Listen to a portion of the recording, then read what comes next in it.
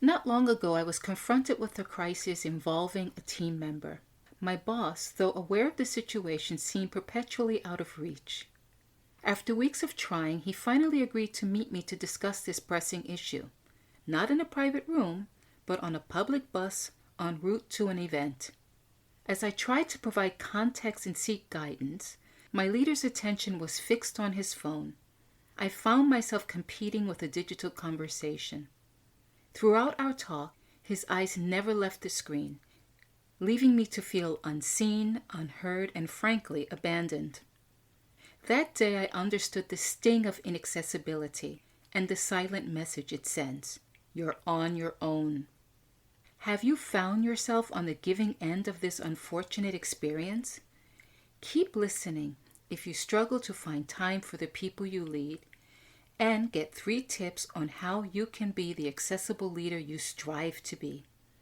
Find the full transcript and other resources for women leaders at livingwhileleading.com/35. You're listening to Living While Leading with your host, Sharon Ehrlich, where I help women IT executives gain more control over their careers and carve out time to care for themselves and family.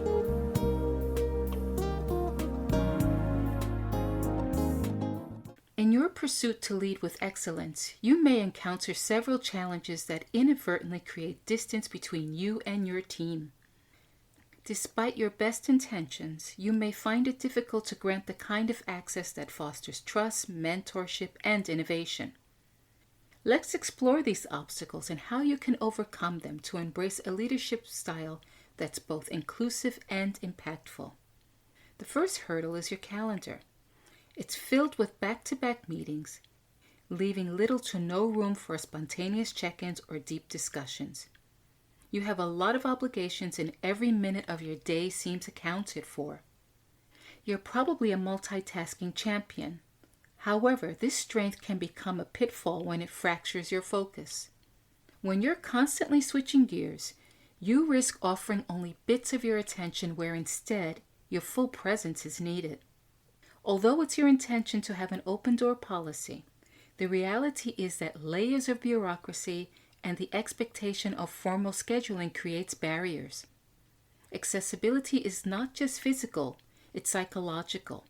If your team believes they need to jump through hoops for a moment of your time, you've already lost valuable ground. All of these reasons underscore the need for intentional strategies to ensure you remain not just a figure of authority, but also a pillar of support. Before we dive into the risk associated with being an unreachable leader, it's essential to consider why accessibility matters in the first place. Accessibility, being within reach, approachable, and available, is a critical component of successful management. Conversely, inaccessibility can create a host of issues, undermining the very foundation you strive to build as a leader. Let's take a closer look at the potential repercussions of keeping your distance from those you lead. One repercussion is the erosion of trust. Just as my own leader's divided attention eroded my trust, your absence can signal to your team that they're not a priority. Trust is the foundation of effective leadership, and without it, you're building on sand.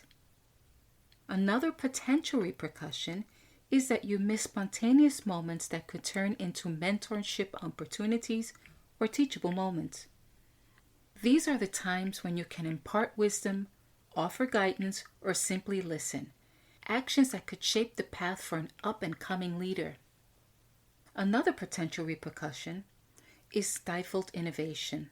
Without open lines of communication, you lose out on the innovative ideas that often come from casual, unplanned interactions. The people you lead need to feel comfortable sharing their thoughts at the moment and not shelve them for a later date that might never come. In order to bridge the accessibility gap between yourself and your team, it's crucial to adopt strategies that go beyond traditional approaches. The following 3 tips are designed to enhance your accessibility, ensuring that every interaction counts and contributes to building a stronger, more connected team environment. Tip number 1, redefine what access means. It doesn't have to be a formal meeting. It could be a virtual coffee chat, a walk and talk session, or a regularly available open slot in your calendar specifically for on-the-fly conversations. The second tip is to prioritize quality over quantity. When you sit down with your team members, make it count. Remove distractions, give them your full attention, and engage with empathy. 20 focus minutes can be more valuable than an hour of fragmented attention. And the third tip is to use technology to your advantage. Encourage your team to send voice memos or messages through collaboration platforms and apps. This can foster a sense of ongoing dialogue. Through intentional integration of these elements, you can shape a team that's more robust, interconnected, and empowered. Thanks for joining me today. If you ever felt like an afterthought in someone's busy schedule, or if you're struggling to provide the access that your team deserves, I'd love to hear from you. Feel free to contact me on the Work with Sharon page on livingwhileleading.com. Share your story and let's continue this conversation. Remember, you're the solution to claiming what's important to you.